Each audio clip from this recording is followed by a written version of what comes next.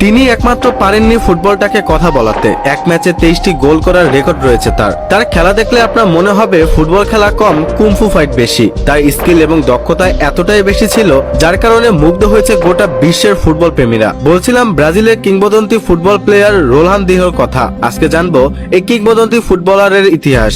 Ronaldinho নামটি শোনেননি এমন ফুটবল প্রেমী খুঁজে পাওয়া দুষ্কর। সর্বকালের সেরা ড্রিবলার, অন্যতম সেরা এই ফুটবলার তার ক্যারিয়ারে প্রায় সবকিছুই জিতেছেন, কিন্তু জিততে পারতেন আরো অনেক কিছু। হতে পারতেন ইতিহাসের সেরাদের সেরা। বিখ্যাত ফুটবলার ম্যারাডোনা বলেছিলেন, ভাই কি বলবো, রোনালদিনহোর সাথে কারো তুলনা হয় না।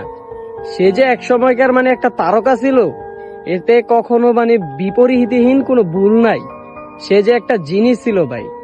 ফুটবলের যদি কোনো মুখ থাকতো কথা বলার জন্য, তাহলে ফুটবল নিজে এসে বলতো যে ভাই এরকম আর স্কিল দিও না, এরকম আর ড্রিবলিং দিও না।